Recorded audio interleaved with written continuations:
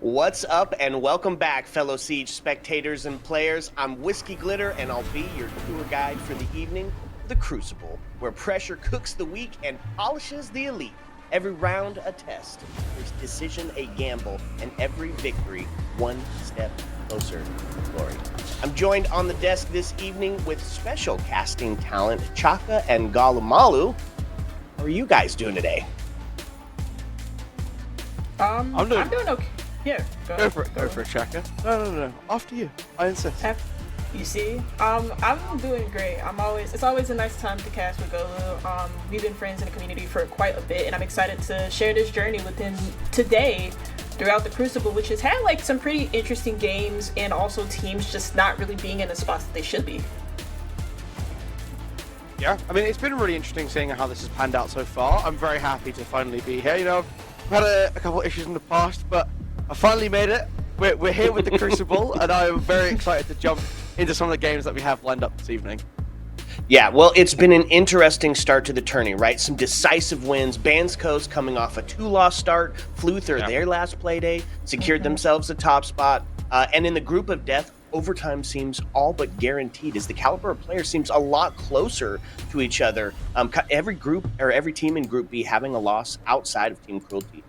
Chaka, the first two games yesterday, Friendship Team and their flawless victory over 1HP, and Core continuing Shred's downfall.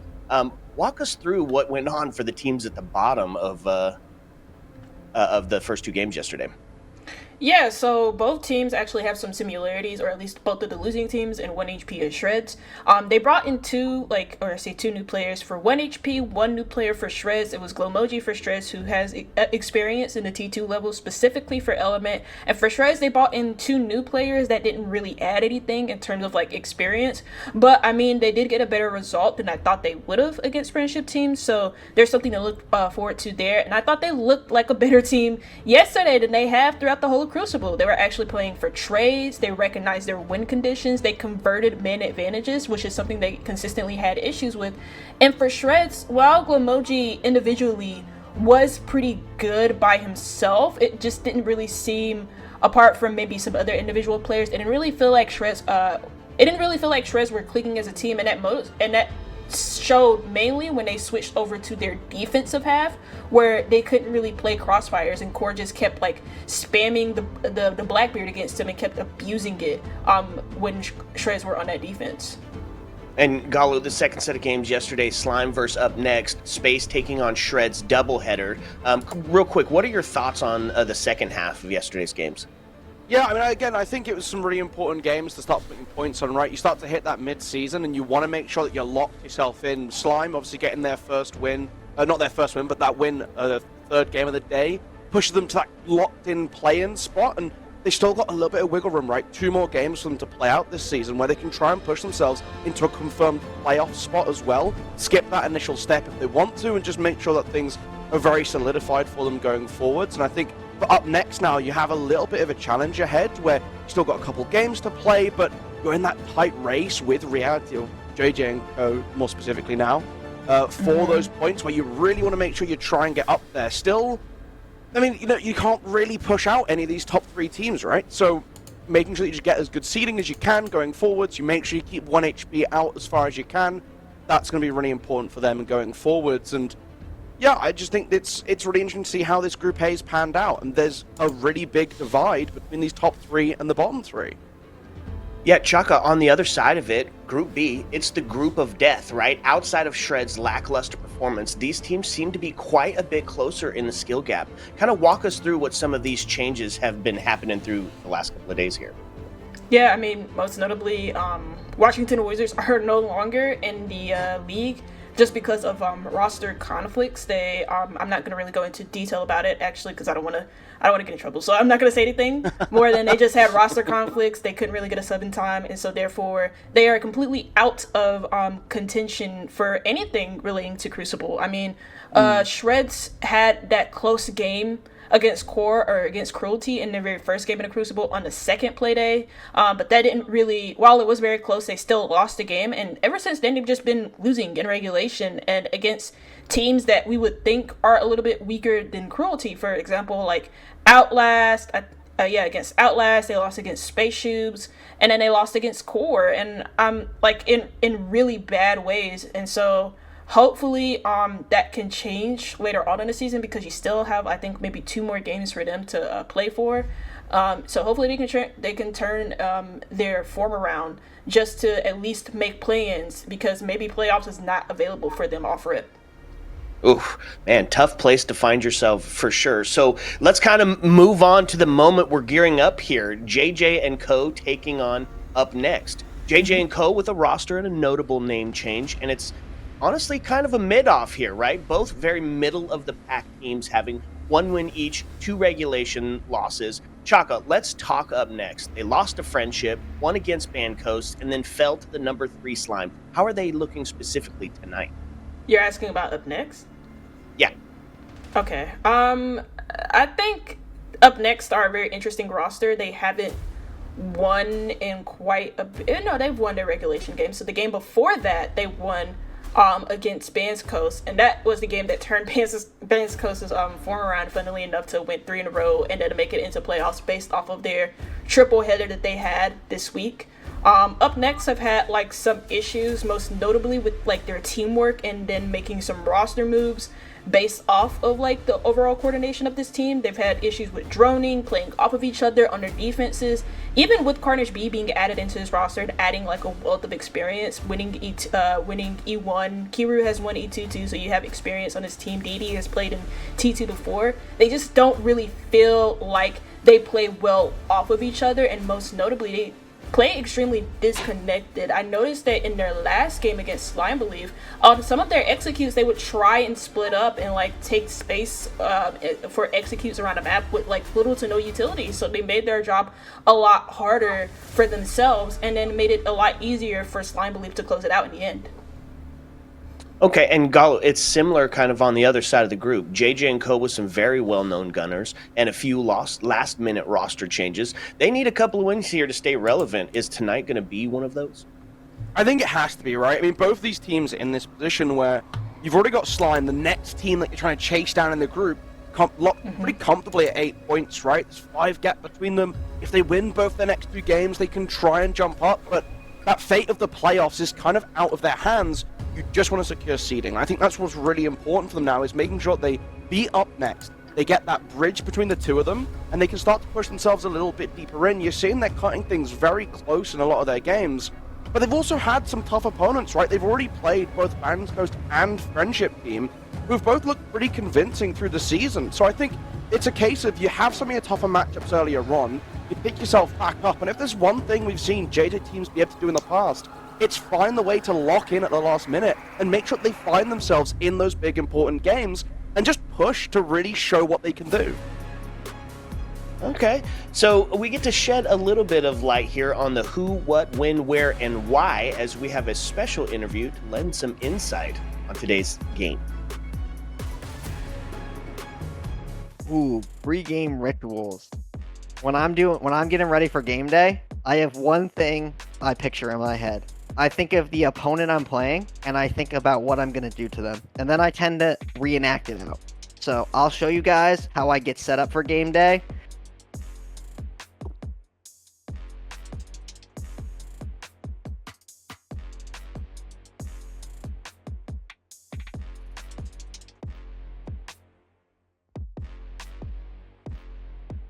The friendship team match was just, I don't know, they beat us. You know, we haven't had any practice yet with Mr. B. We're still figuring out a lot of stuff. So that's like the only issues. We didn't have any strats going into that game. We're just kind of playing it. So cool. Kind of expected to beat the 1 HP team by just showing up and shooting. But as for playing Up Next, that's Kira's team. We're definitely losing that game. It's in the script. It's in the stars. You never drop a person and then like, especially with the history Kiro and I have, and then beat him. So he's probably dropping 20 versus us. He already dropped 20 once in the Crucible. I would say the hardest teams going forward that we need to focus on is, I think the competition comes down to Friendship Team, Core, Cruelty, and Washington Wizards. I think those 4, any of them can beat any of them coming down to the day. And then I would throw like a wild card in. I think like Space Tubes aren't like, I think Space Tubes have the ability to beat a team if they're not locked in. How do you spell terrorist?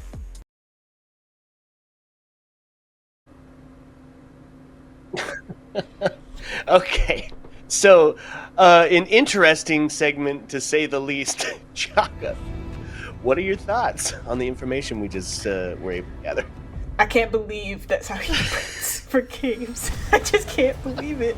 And why did we censor, why did we censor out his nipples? Like, I'm so confused by everything. Like, no, because JJ amazes me every time he does, like, an interview because he always says the most out-of-pocket things.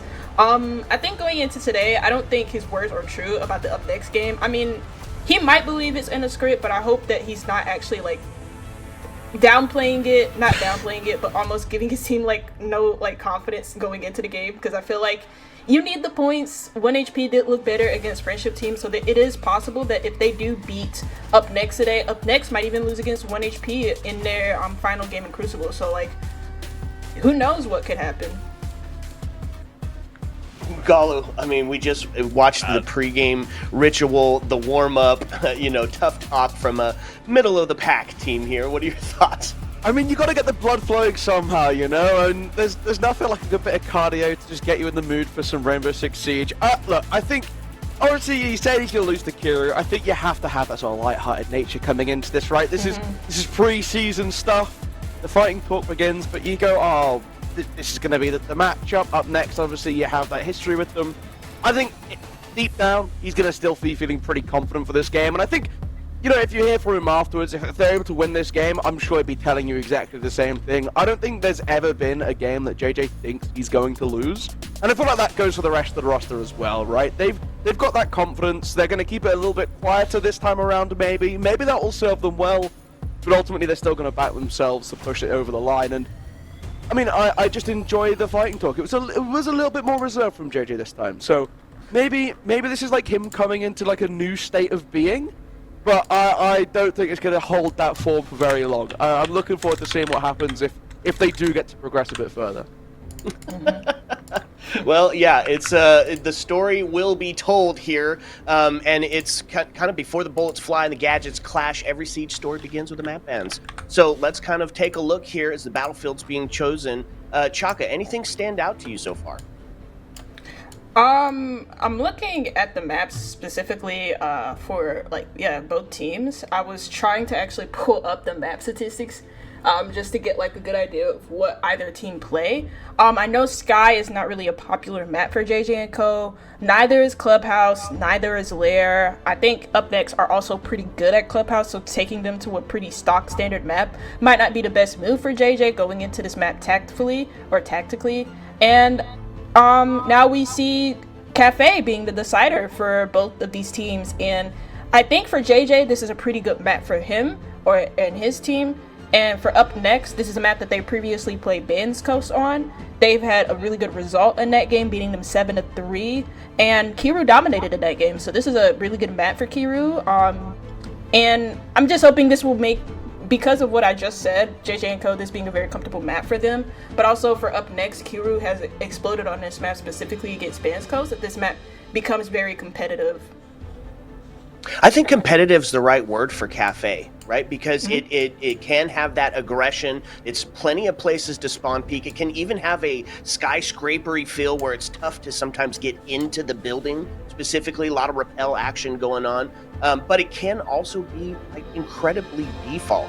Galu, which scenario you think is playing out between these two teams? Is it going to be that aggressive takes, finding those mistakes and punishing for it, or are we going to see a very default sort of play style for Cafe between these two?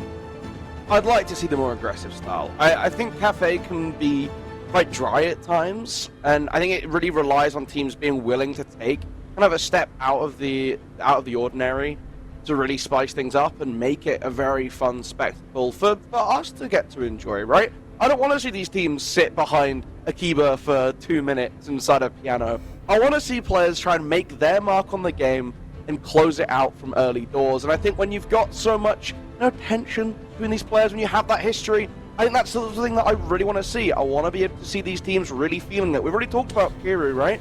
There was the threat of him dropping a big game before.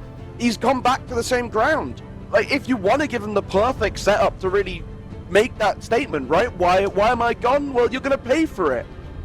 Come back to Cafe. It's a great shout. I really like to see it get rolled back. maybe there's some prep in, right? Maybe they have a plan to shut him down, but I think it's something you really have to consider when you let you go back to something that you've clearly shown you're so comfy on. Yeah, and the comfort pick, Cafe. And it'd be kind of the story being played out in some of the bands that we see going on. We've been seeing Blackbeard played a ton on Cafe. Do you think, Chaka, we can go back to you here. Do you think that the Shields are going to be a super huge presence for Cafe play? Specifically for JJ's team, I think it could. They do, for Up Next, they do have Carnage on his team, and I think Carnage has played a couple of Shields, so they at least have a Shield player on their team. I think that if we don't get, like, we might have Monty banned, so that's probably a thing to look forward to, and Blackbeard, because they're both, like, really, really good on this map, so we might see both Shields being banned. But if we don't, then, like, you have two good Shield players on this team. I think Shields will become a big factor, especially if Blackbeard is left unbanned.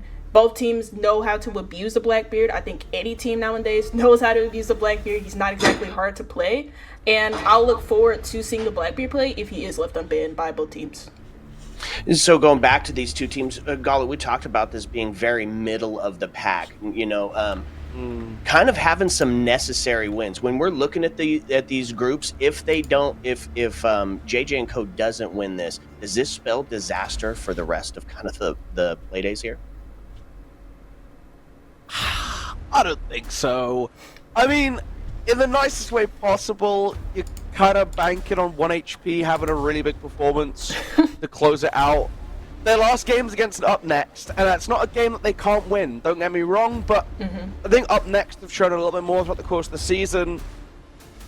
Don't get me wrong, it'd be an awful way to go out, right? If 1 HP pull an absolute stormer of a game and steal into play-ins, it would be hilarious. I'm here for it. But ultimately, I think that it isn't something that I'm super likely to see, and they still have one more game after this as well for JJ and Co. That's another opportunity to put some points on the board and make sure they don't get stuck out. They just need, 3 points across 2 games kind of locks them in hard, right? So, I don't know. I can't see them not being able to pick up at least 2 or 3 points. That's all they need. I think this is just a game for the placement, really. It's just going to come down to who gets that easier seeding when it comes to that play-ins, and that's going to be important, right? Because you want to give yourself the easiest run, get that preference of teams you're going to take on from the other side of the bracket, and try and make the deep run. But yeah, I think this game is ultimately to make sure that 4th spot is secured. But I'm looking forward to seeing some Blackbeard play. That's going to be cheap. Okay, so let's get into it. Final thoughts. Lobby is set up. Chaka, what's your final thoughts? Give me some predictions here. I just want a good game. Like Golu mentioned, aggressive play on Cafe. I think JJ and Up Next are pretty good at exhibiting really aggressive play, so I'm just hoping to see them knock each other out. Okay. Well, that's going to be the story. The lobby is set. Cafe is the destination. Chaka, Galamalu, take us away. Thank you very much. I'm looking forward to this now, right? Cafe Dostoyevsky, we're going to see some early spawn peaks. Vigil Boss G, it got a little bit of a damage drop-off recently, but I think it's still something you're going to have teams to try and take a little spot on with. Obviously, you got the ACOG still, so plenty of opportunities for those longer ranges, and especially looking at some of these windows over on the top floor. But Chaka, it's the ban phase up first. That's how we start every game of Siege. Up next, they get to start off on the attacking side of things, so they'll remove our first attacking ban. And it is that Blackbeard gone. They want to at least deal with one of the 3 scary shield operators. Blackbeard's gone. Like I mentioned, if he was left unbanned, that would have been a big factor for either JJ and Co. or Up Next. And it's also followed up by the Monty. So both shields gotten rid of. I mean, of course, you still have Osa. You still have Blitz, which both teams have. I think Karn has played before. JJ has played before, more experience with the Monty from what I've seen, but yeah, Blitz is still up, very powerful on really any of the maps. I think he's probably going to have less of a presence though on Cafe just because of the sheer verticality. There's a lot of nitro cell play, and we followed it up with the defensive bans. I kind of predicted that Up Next would not ban Valkyrie. They didn't ban it against Friendship Team, which was utilized against Up Next quite a bit because Friendship Team are very good at playing off of info, and it kind of destroyed them on that Skyscraper map. So to see Mirror ban instead of the Valkyrie, which on Cafe is a very popular map for her, it's very big, a lot of places where you can hide those cameras, I'm going to see. I was just going to talk about the IQ. Maybe Up Next utilize the IQ quite a bit because they expect JJ and Co to probably pick into the Valkyrie, which they have not in the very first round. Yeah, I think that is somewhat surprising, right? Especially on this top floor, lots of soft floor. You can really get underneath with those nitro cells and try and play around inside of trainer mining. That's a classic thing to see, and especially with how many awkward spots you have for those Black Eyes too. But they want to go for this extension, right? They have the castle to try and close things off from shop. And you use the longer lines of sight that can get drawn out on this top floor to try and just mess with the heads of the attack, make it very scary for them to start walking forward, start trying to get that foothold in the map. Yeah. And I've also seen kind of like a resurgence with the Jaeger, which alongside the Wumai, which is kind of very interesting as of recently, because like you don't usually see a lot of Jaeger play because a lot of people think it's just most necessary to play around the Wumai. But I think with the presence of like people bringing a lot of utility nowadays, the Nays, you have Capitao, Grim is really, really popular. You at least have different ways of now dealing with that throwable utility that the attack brings against you. And Habana already utilized early on in order to deal with the castle barricades that you mentioned on a white window. So that's going to provide a good cutoff on that pixel position. Whoa! Okay, getting aggressive from the beginning of the game. Just want to try and get right up in the face to Zofia on that window. Again, try and keep this castle barricade in position for as long as you possibly can, and you're able to get that opening pick. Still closed off, still got the Aruni on it as well, so really difficult to gonna dislodge Recited out of his forward position. I say that though, this Bride does go down, that's trying to play cheekily from that aircon window, looking down in towards White Stairs. So still a little bit of pressure from Up Next. They're playing on all windows, but that's going to be a second kill, an impact to get safely inside the building. There's no attacker nearby. Gets away very quickly, and the thing is that, like, I don't think really, again, like you mentioned, there's no Claymore in the window, so Up Next have no way of playing around it. Snake is just by himself in mining, and JJ and Co don't, or Up Next don't really have the drones, or utilize the drones in order to figure out where Snake is, and they try and take a 1v1 engagement already due to the aggressive play here from JJ and Co, which they are known for on the defense. Especially, they get 3 kills and they take out a lot of utility from the attack. Made it into White Stairs, still obviously have Snake lurking around down below, now contesting onto the window heaven as well, so just making presence known.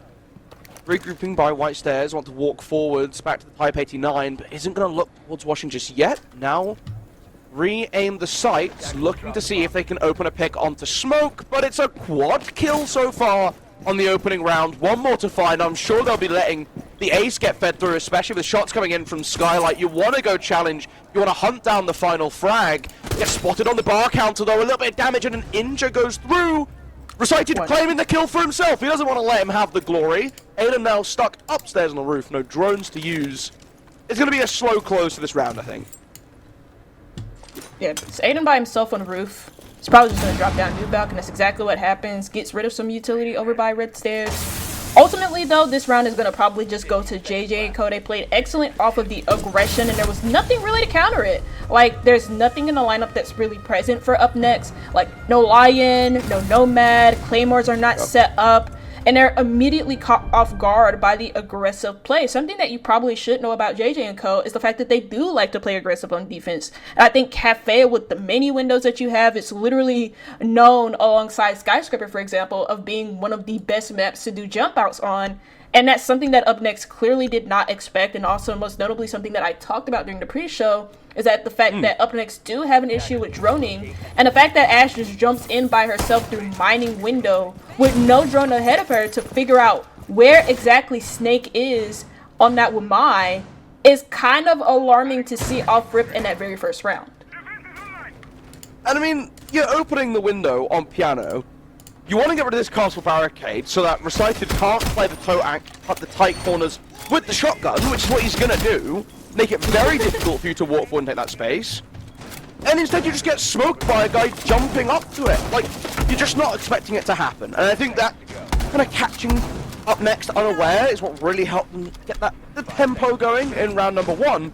But they should be ready for it now, Jack. Surely they're not able to just be right up in their face, get out the windows from the start of the round, surely they're a little bit more cautious in their approach to the building here.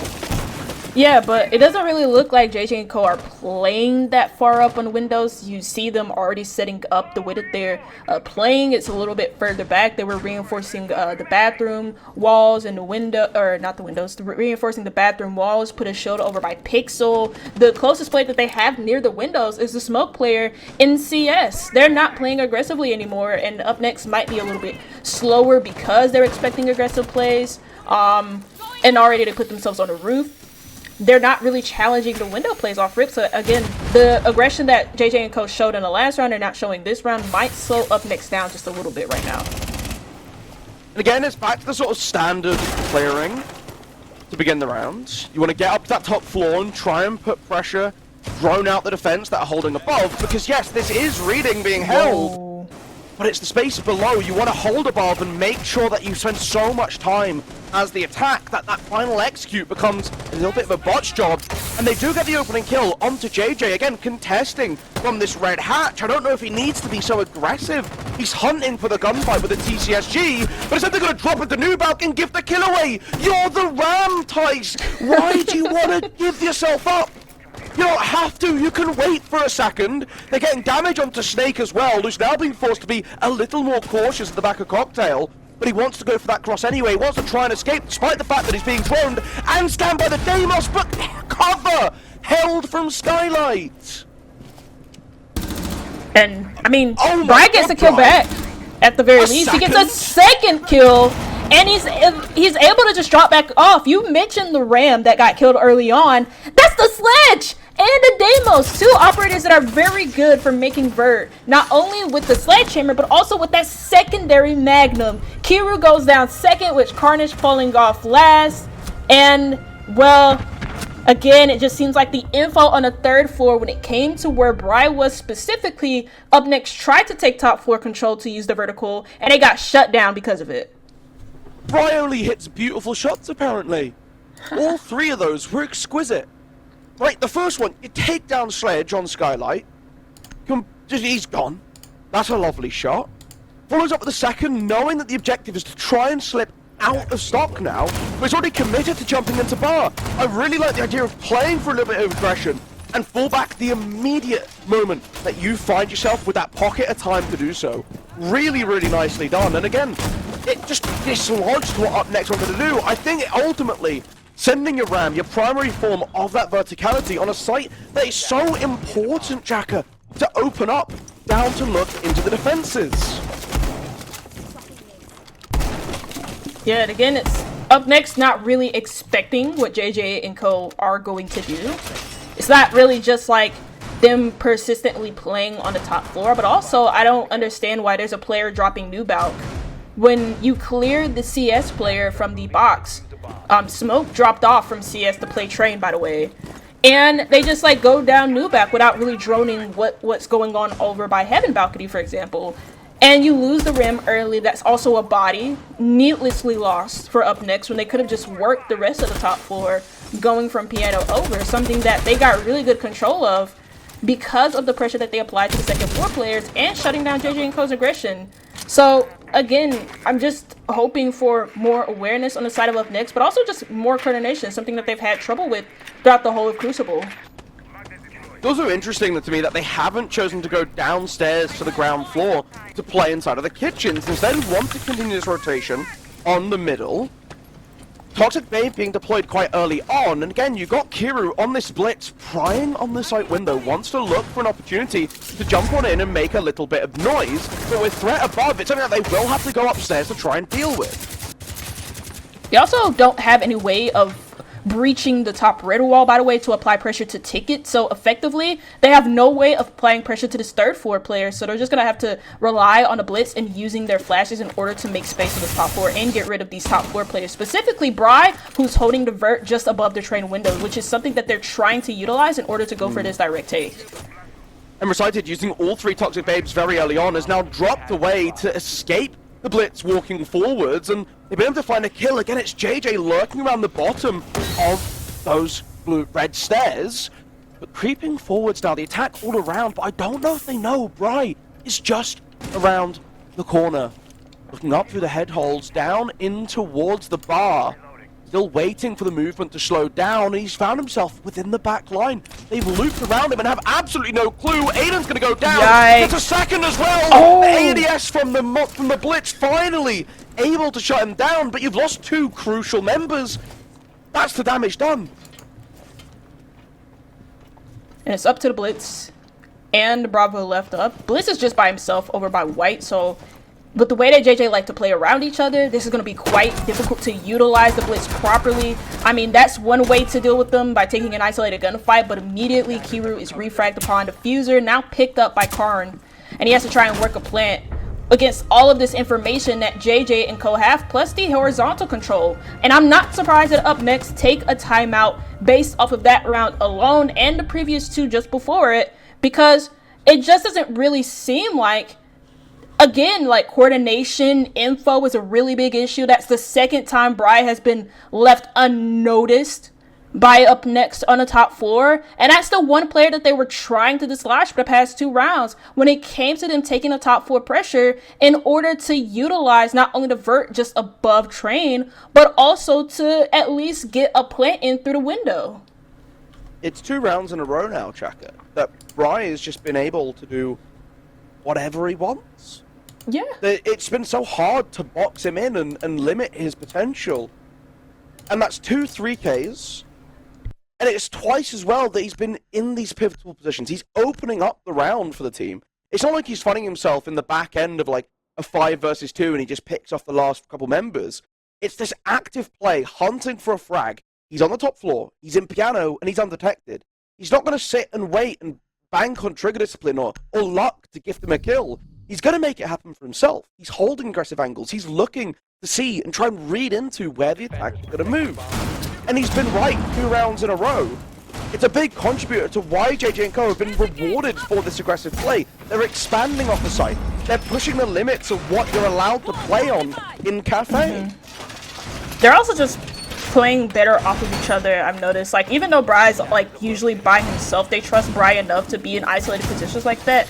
I mean, they trust anybody on this JJ and Co team to be in isolated positions like that, to take 1v1s against Up Next. And that's another key thing. Up Next are giving up way too many 1v1s. They had an idea that Bry was on 3rd floor, but that didn't stop them from just giving up isolated gunfights, one over by CS, the other, or actually by, I believe it was New Balcony, another by Freezer, and then the one that came up next could have also been a kill for Bry, and that was the Blitz, the spearhead for that whole entire attack. Eventually he was dealt with, but again, that's another information gap on Bry that Up Next just have not shut down for the past 2 rounds. Does make you start to question whether Cafe was maybe the right shout, as JJ and Co look pretty well drilled, pretty well set up for it. Another run back of the same setup to the top floor though, right? The Claymore's coming back in. We've seen what happens if you're not ready for something a little bit wild from inside a piano. But again, with Noah's Army, it should be a lot easier, and you may have a Claymore there. He's still going to jump out. He does get one before going down though. And that is onto Kiru. It's the ace. It's your hard breacher, Chaka. Well, I mean, at least they have the backup with the Habana, but the ace is really good for opening up walls extremely quickly. Quicker than Habana, at least, like this bathroom wall to this last bathroom player, get rid of some of these castle barricades. That's really about it that I can think of the ace being really well utilized by the attack. You mainly want to use the Habana to get rid of the castle barricades, which is what she's doing now. So now that the ace is gone, they have considerably less hard breach to deal with. And they also just don't really have any info or any of the vertical. This is JJ and Co again playing into the vertical play, at least for this 3rd floor site. And Up Next just have no idea that this is happening. They're now getting the ticket wall open, so they have the opportunity to start to rotate through, but Aiden's going to drop and immediately get gunned down. That's the second time we've seen that hatch be a perilous ground. Emilio knocked to 1 HP, but still alive, able to work a little bit deeper into sight. The pings on the smoke should lead to a spray, but he's not committing. He's second-guessing himself, almost wondering if he's even still there, but yeah, rather just shoot a little bit lower. The blood splatter's on the wall. He hasn't clocked on. He's going to just leave him now. Does get a kill onto Emilio. Now wants to go for the swing around, but Bry's just watching through the open wall. You can't allow this, especially with a bulletproof camera feeding so much intel. He's going to strip back through the site as well, but nice little turn to take down the Jaeger. 1 versus 2 recited on such low HP, but is being tracked by the bulletproof. They know he swung down the flank. They know he's looking deep in, but he doesn't turn in time. He gets caught in a reload. The camera's still up and relaying so much valuable intel, but it's finally been dealt with. He spots him through the open end of the bar. You stand in the open and somehow still alive. Wants to rotate into storage, looks down, the head drop to keep alive, but the shotgun swap comes in clutch, lets him find that final pump to make sure they keep the streak going.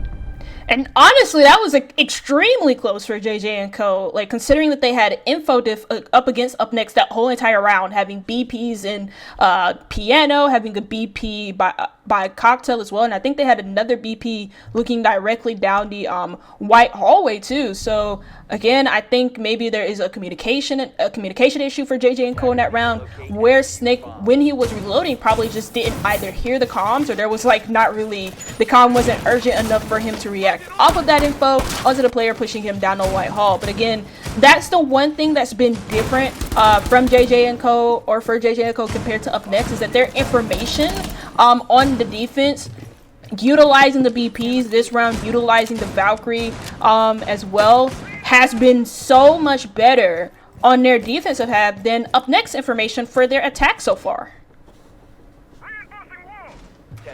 Liking the change as well, bringing in a Capital. Another tool to try and help force back JJ and Co, create a little bit of space, and they do still have the Swamai. It's one of the big counters to the Capital, right? An attempted spawn peek coming through, drop down, and jump back to safety. The window downstairs and tables prepped for that quick escape. Damage dealt both ways. I think you're going to be happy with that change, but it also means that there's still that constant threat, that constant panic, that you're going to do something a little bit funky. And wondering how Up Next are going to actually try and take the top floor this time around. They don't have much vert for reading and dining, which is what you usually expect, so that tells me that either they're not gonna use the breaching charges for the vert, or this may just be a direct take through trains and mining to go straight into dining. And I mean, that's a lot less complex than just taking the full top floor, which is something that they had issue with the last time that they took this site, specifically against Bry when he got that 2K by Cocktail. Whoa. Oh, great find for Deity. He doesn't know that the Vault slipped in on his left-hand side, though. They're going to pass 2 ships in the night. And they just keep on going, but he finally turns around. Snake guns him from behind. So focused on barbed wire, so focused on potential movement around White Stairs, but lets them keep that short up. JJ and Co still not too panicked as this sweep along the top floor now starting to come through. Cocktail control firmly in their grasp, and Bry has done it again. He shoots one in the back, Ties goes down, still tucked in on the corner, but finally gunned down by Aiden. The close by support just going to disappear to the bottom of White Stairs and all the way down below. Got to be wary of this quick push coming in from Red, but again, JJ and Co put a little bit of pressure, find a frag, fall away, and let the round settle. Looking at their drones for Up Next, it seems like they are going to be taking, like, just not even taking the full top floor. And I mean, to be fair, they don't really have the resources to do so. Emilio grabs one, and that was Kiru playing around pillar area. And they may just, like, say F it and see if they can clear, like, the White Stairs player and just drop down this piano hatch in order to just go for a direct take on site, but that doesn't really seem like it's the case. Instead, what they are doing is just taking the full entirety of this top floor using the demo scan in order to try and utilize the last breaching charges that they do have, and also the information that they can use to find this kill. And trying to hunt, trying to find a pick, drag it back to that 2 versus 2. You still got the Fuser in the hands of Carnage, so can play for a plant. A ping comes through, indicating the Valkyrie's around, but can't quite find the foot through the slits in the ground. Dropping into pillar. Has to be wary at the flank, but at this point, with only 12 seconds left, you have to commit and walk forwards. Emilio hiding within the range of the Grismot. You try to drop down below, but again, you're caught out by that Valkyrie on the rotate right at the end of the round. They couldn't find a way to line themselves up to push into sight. And ultimately, this defensive streak remains unbroken, Chaka. They just can't find a way in. again, like, it just seems like there's like a really big issue with like information gathering in order to like what's the word, in order to like uplift the individuals a lot more here for up next. Kiru's down below, he gets the opening and then he can't find a follow-up into the Valkyrie because there's like no drone to tell him about anything regarding like the first floor control or regarding any first floor player that exists there for JJ and Co.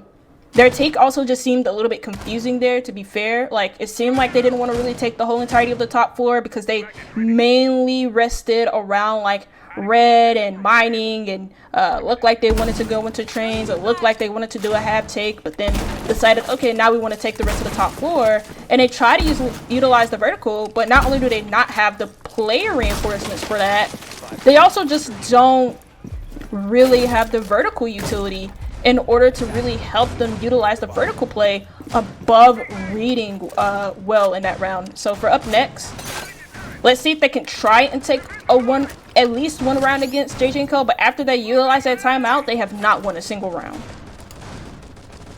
feel like we cursed Kira a little bit, right? You know, highlighting his stellar performance last time. Not quite lived up to the same success, but again, I think that's all back to the fact that JJ and Co.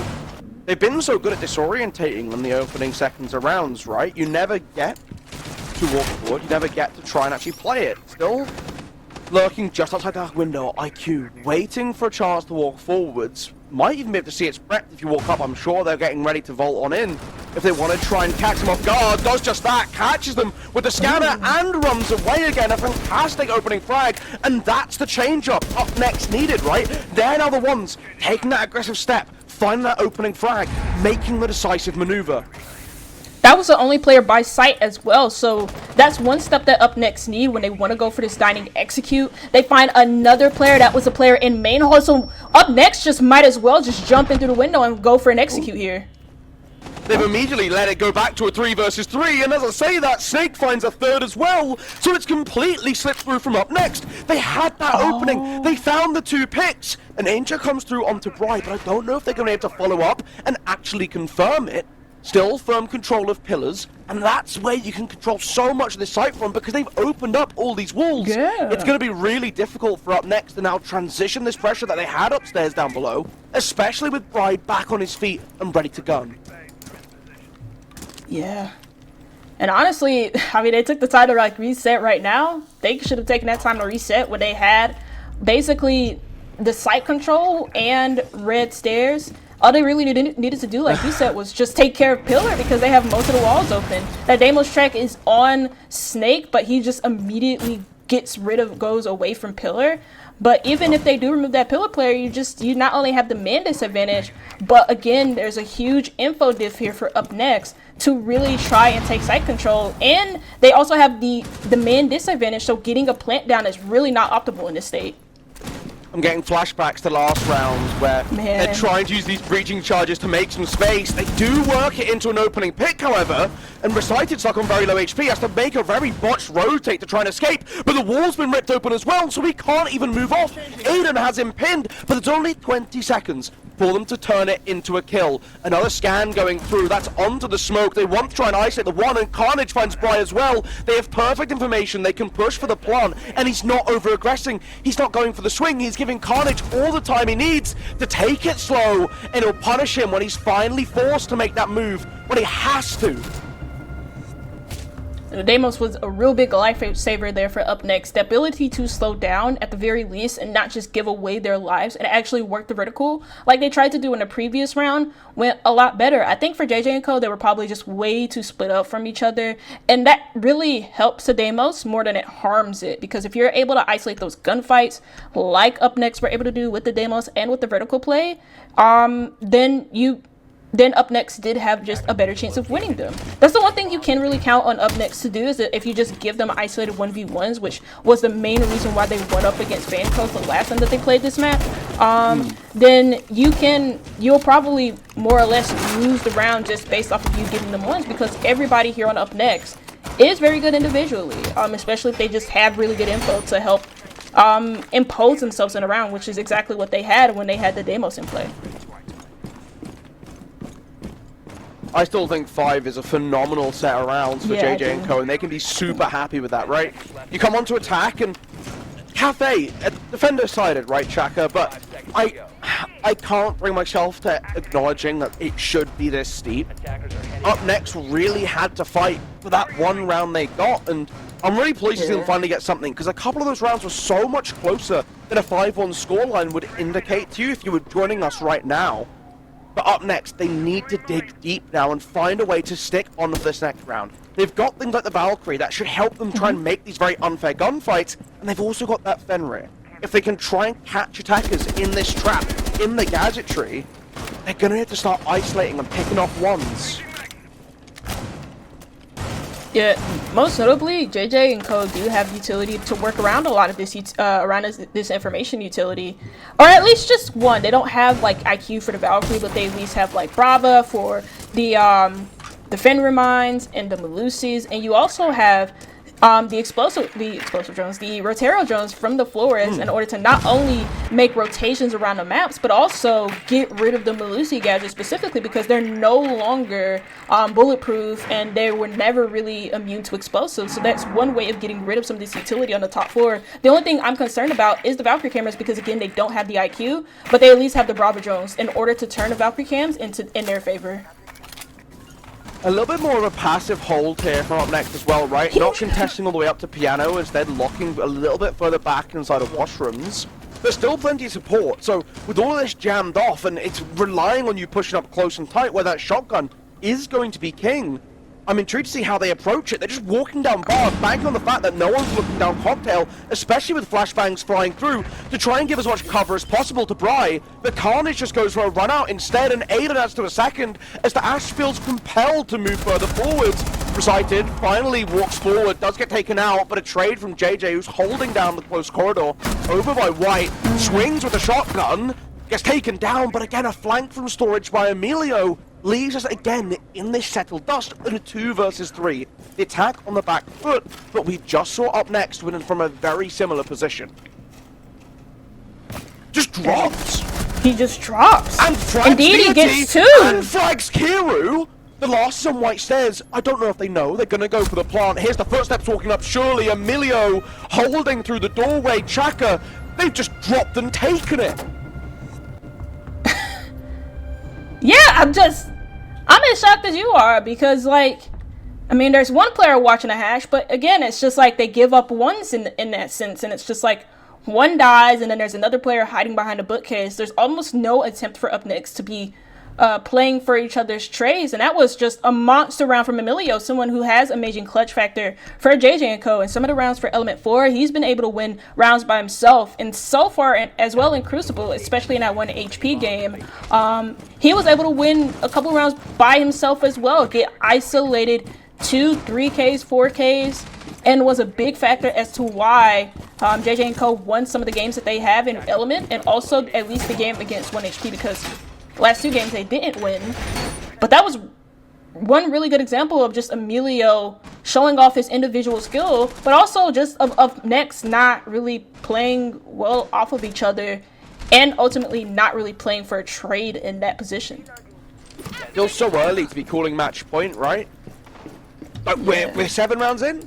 We've barely gotten started, Chaka. But already, no room for mistake. They're brought out an Echo.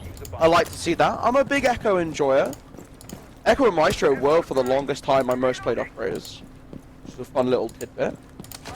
But I do like to see it, especially on this bomb site, right? It's one that it always flies up for because of how easy it is to try and play for this full extension. You get an ACOG as well.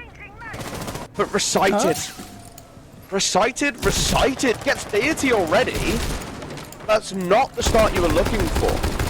That must be around VIP as well, so that extension out towards Bar, kind of meshed with already. I mean, that is a very nutty angle to catch him off on. I think that's made that hole in the wall as well. A lovely spot by the Observer, by the way. What a little flyby. Very cute. I was a player over by VIP, like you highlighted, so, I mean, while, like, again, they're not immediately taking the space over by VIP just because they got it, it's still going to be JJ and Co to just work the rest of the map. Take, like, a time to work the man advantage that they do have, use the vertical in their favor. And it goes really well for them. Ticey dies. That makes the man advantage for JJ and Co. now a 5v3, 2 men up. And they just keep losing bodies in the process while also losing the map control. Okay, well, JJ's gonna get caught out from code check. They just weren't expecting the aggro peak from the Fenrir. I like to see Aiden trying to make something happen. The floor being ripped open and Kiru plus a well-timed nade. Carnage, you got everything to find, 2 lined up, but you don't hit either. It was a storm of a game from JJ and Co. They just wanted to get it done with. Clearly they got somewhere to be after this because, well, it's over already. Yeah, to be fair to JJ and Co, they do have another game to prep for, so they just wanted to get out of this one extremely quickly. And Up Next didn't really provide much of a challenge. Like, the same things that happened, the one thing that happened over and over and over again that was a consistent issue for Up Next, that, I almost called them reality TV, that JJ and Co took great advantage of was just intel, was the lack of intel that Up Next used in most of their attacking rounds, but also just the lack of team play throughout most of those attacking rounds. So, I mean, it's just the same mistakes that we've seen in previous games for Up Next that keep showing up here against JJ and Co. that cause this really bad score line to happen against them. Yeah, it's a rough one, but we got Glitter back with us now. You enjoyed that one? 5-1 start for JJ and Co. Is this the expected half? Or is this just the aggressive nature of JJ and Co? It's been said, don't take him to cafe, and they did that. Chaco, is this the turnaround game that they needed? It gives them a lot of confidence. I will say that. They do have another game later on tonight. I think it's against Slime Belief. Correct me if I'm wrong, but yeah, it's against Slime Belief. I know. So now I know that. So yeah, it gives them a lot of confidence. To be fair, because before that, the interview with JJ, again, I'm not taking anything that JJ says seriously, but he did say he was going to lose that game against Kiru, and he demolished them. I don't think Kiru was much of a factor individually, and JJ and Co did a great job of playing off of each other to make sure that he didn't shine as well individually. So yeah, I mean, after the first couple rounds, I think the first 3 rounds, that was not really the expected half for me, but I wasn't really shocked when they did go up 5-1. Well, it was an absolutely dramatic first game of the evening. We've got 3 more for you. So we're going to get the lobby set back up for match number 2. Sit back and relax. When we come back, it's going to be a second.